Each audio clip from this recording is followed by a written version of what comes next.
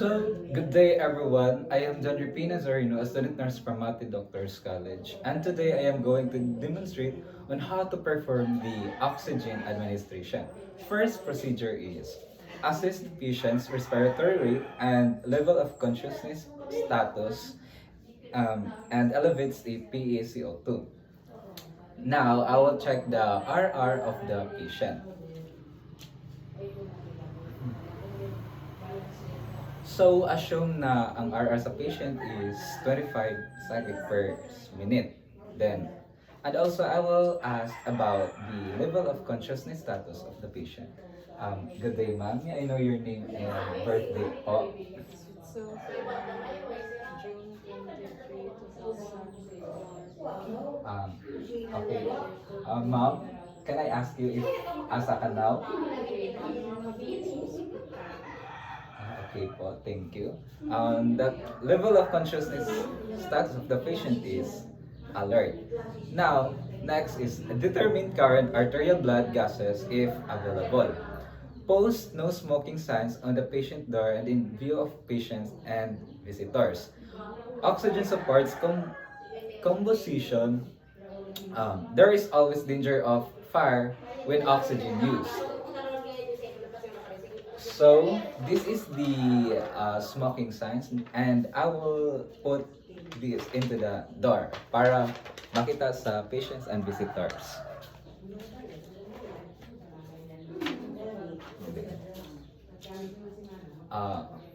Danan na ako na butang ang smoking sign.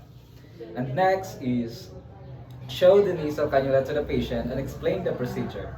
An explanation relieves apprehension and promotes cooperation. Good day, ma'am. This is the nasal cannula pala para i-attach sa oxygen tank for your breath easily. Make sure that the humidifier is filled to the appropriate work. If the humidifier is not sufficiently full, less moisture will be delivered. And now, i-check na po ang humidifier if it's good.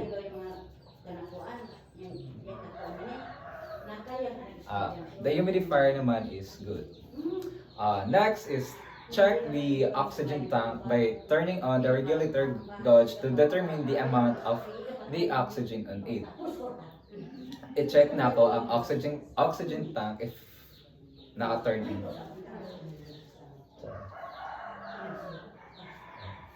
Okay, I'm done for checking the oxygen tank. And next is attach the connecting tube from the cannula to the humidifier outlet. Oxygen force through water in humidifier to prevent dehydration of the mucous membrane. So this is the connecting tube. I will i-attach na ako sa humidifier outlet.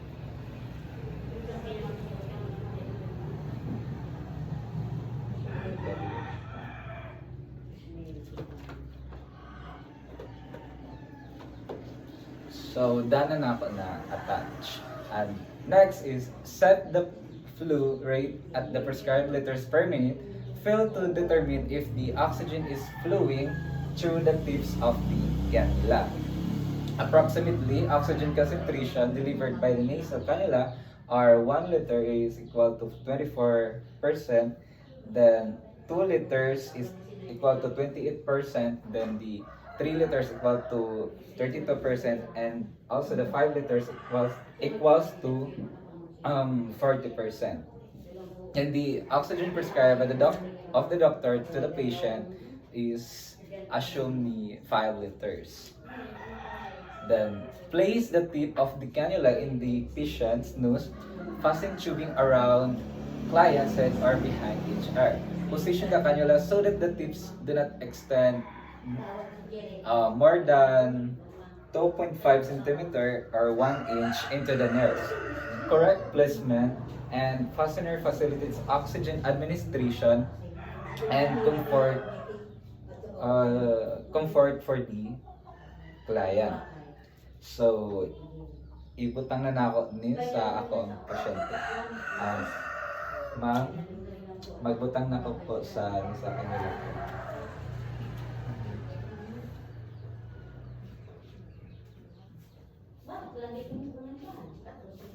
Ulit ko ma'am. Okay, I'm done putting the cannula to the patient. And next is adjust flow to prescribe rate. Encourage client to breathe through his nose with his mouth closed. Keeping the mouth closed provides optimum delivery of the oxygen to the lungs. Ma'am, adjust the mouth. Ma'am, inhale. Hinga pa tayo ng malalim. Okay, ma'am, thank you. And next is determine patient's comfort with oxygen use. Flow rate in excess of 41 per minute may lead to air swallowing and cause irritation to the nasal and pharyngeal mucosa. If higher concentration are required, consider an alternate form of therapy. Then last is record the flow rate used and patient response.